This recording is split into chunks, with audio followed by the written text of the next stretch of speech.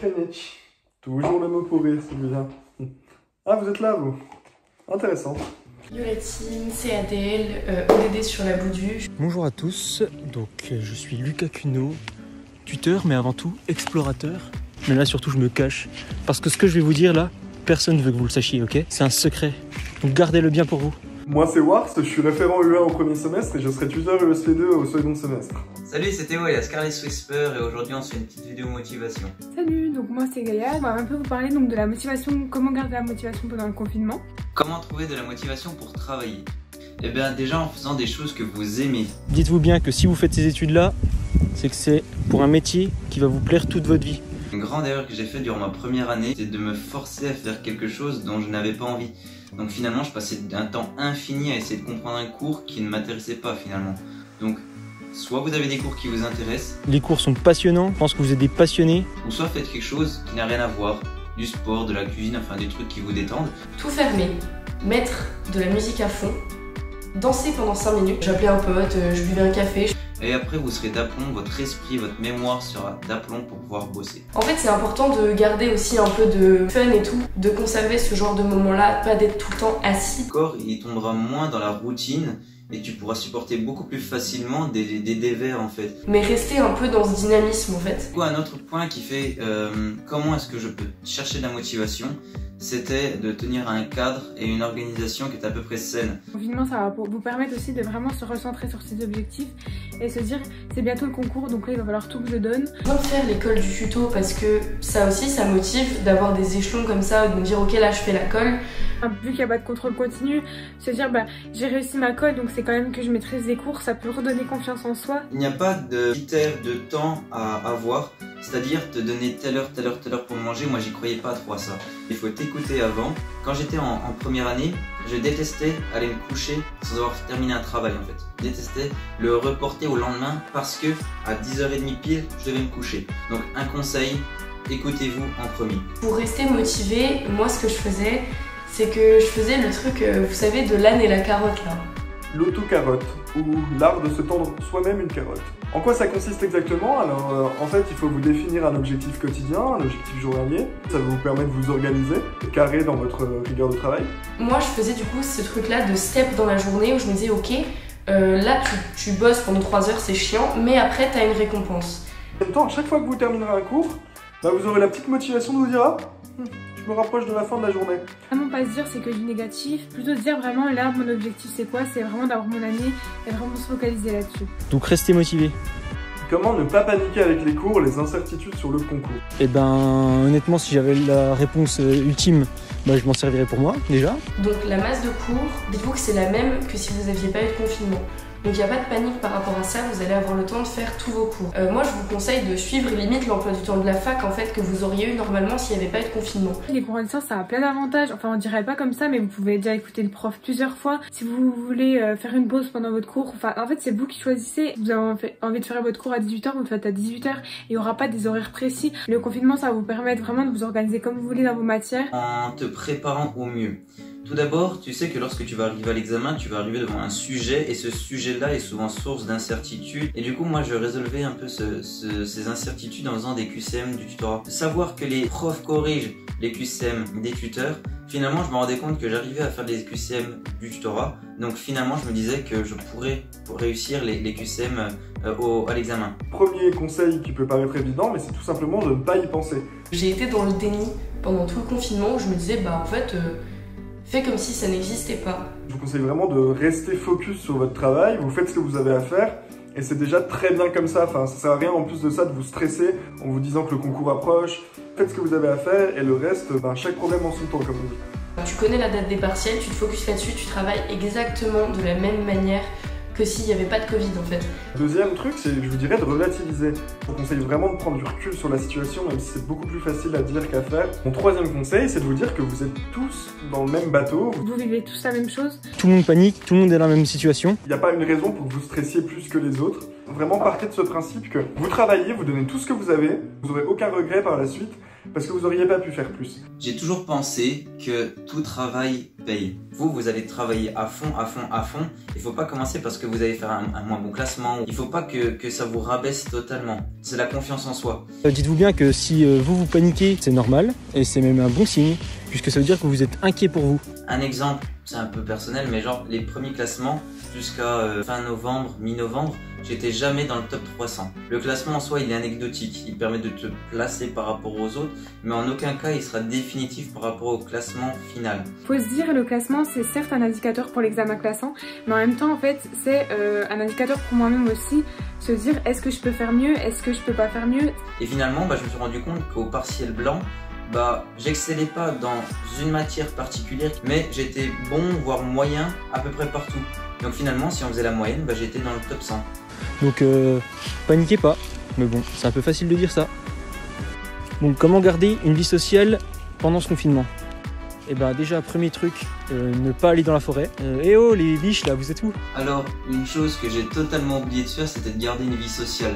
Je me suis rendu compte à la fin de ma première année que c'était la plus grosse erreur que j'ai faite.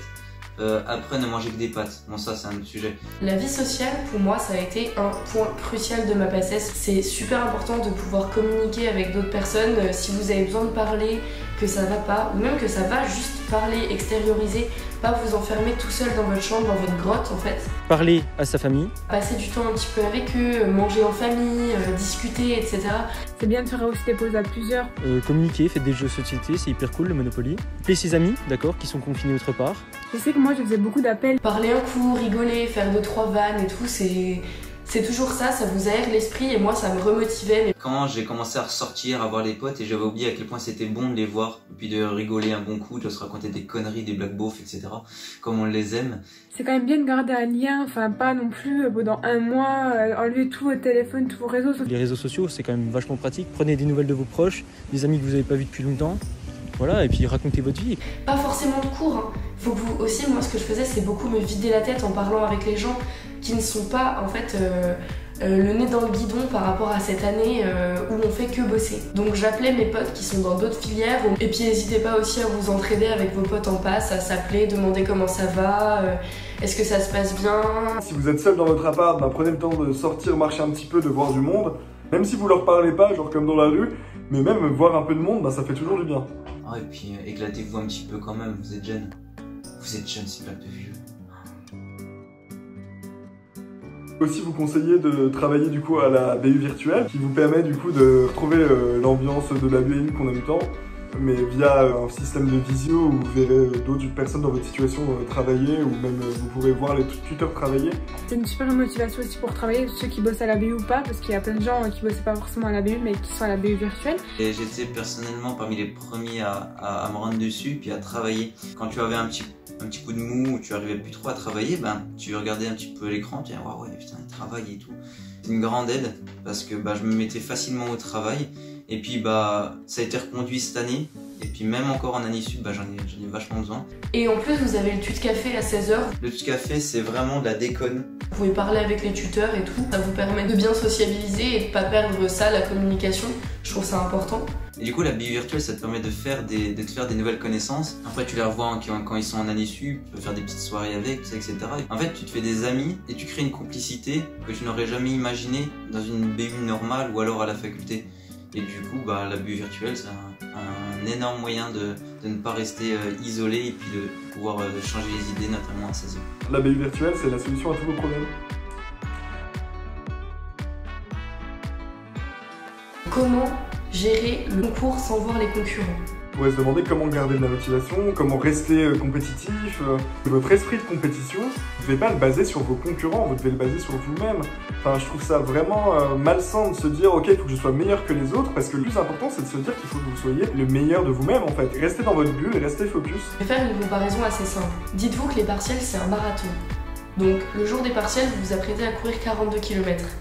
Mais quand vous vous entraînez pour ce marathon-là, vous êtes tout seul sur votre piste d'athlée tous les jours. À chaque fois que vous allez vous entraîner, vous êtes tout seul. Dites-vous bien que les lévriers, avant une course de lévrier, ils voient personne non plus. Mais ils sont quand même en concours. Donc pensez aux lévriers. C'est important que vous vous caliez uniquement sur vous-même, votre méthode, votre manière de travailler. Et dites-vous, ouais, que si vous êtes en compétition, c'est contre vous-même, c'est pas contre les autres. En fait, faut pas tomber dans la psychose et se dire j'ai des ennemis partout, etc. Et s'il y a des gens qui vous disent ouais moi je suis facile et tout, qui font les malins sur Jodel, non. S'ils font les malins, c'est pour se rassurer, c'est qu'ils sont pas si sereins que ça. Pensez bien à ça. Après une pause. Donc moi en fait, pendant le confinement, j'avais pas un emploi du temps précis. Je n'avais pas d'horaire fixe. Mais je me suis toujours dit, donc ce jour-là, je vais essayer de revoir ce cours-là, ce cours-là, ce cours-là. Et j'avais plus une liste de cours à voir.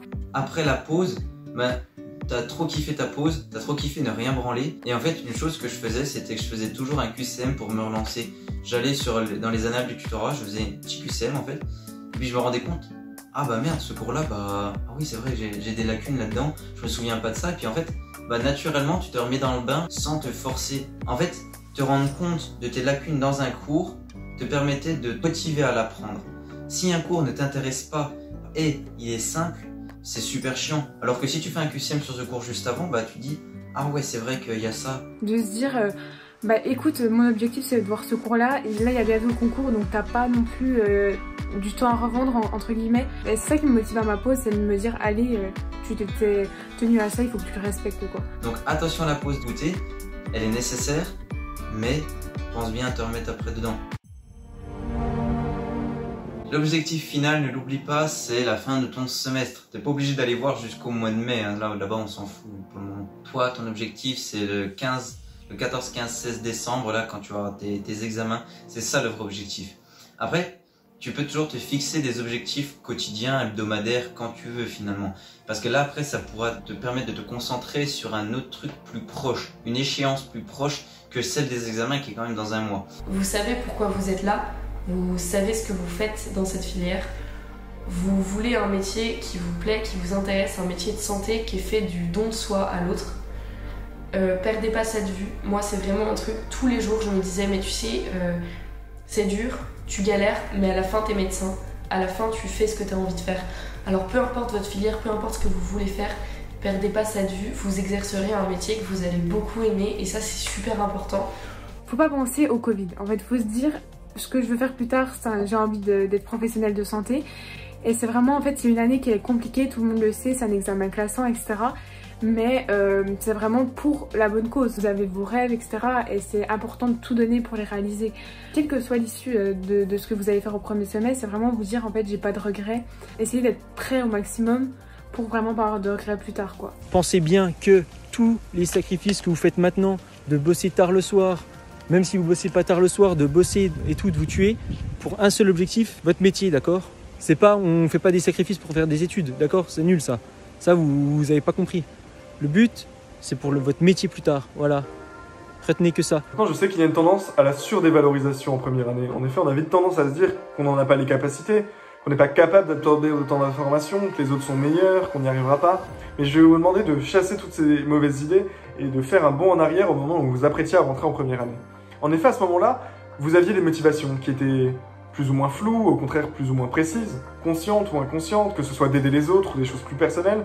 Mais vous aviez des motivations et ces motivations vous ont poussé malgré tout ce qu'on disait, malgré la réputation de la première année, qui est réputée pour être compliquée, éprouvante physiquement et moralement, vous avez quand même fait le choix d'y entrer. Et ces motivations vous ont poussé tout au long de ce premier semestre à vous réveiller tous les matins pour travailler. Dites-vous que vous avez déjà affronté un nombre d'épreuves conséquent.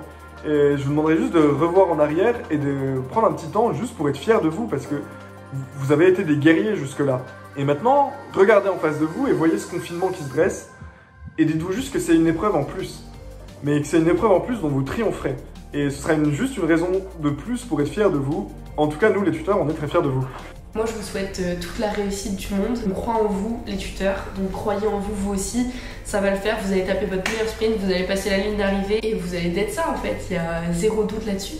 Et en tout cas je vous souhaite vraiment de réussir, je vous souhaite de réussir tout ce que vous entreprendrez et le plus important c'est que vraiment je vous souhaite d'être heureux parce que c'est quelque chose qu'on a tendance à vite oublier en première année, mais je vous assure que ça reviendra et voilà. On est là si jamais il y a un quelconque problème, si vous avez des questions, ou si vous avez un coup de blues. Et voilà, en tout cas, nous on croit en vous et restez motivés et normalement ça va le faire. Salut à tous.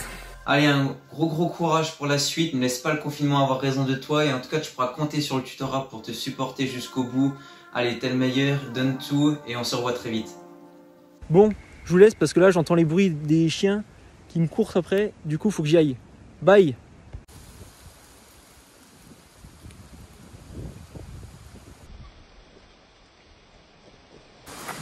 Allez, première année! Bonjour.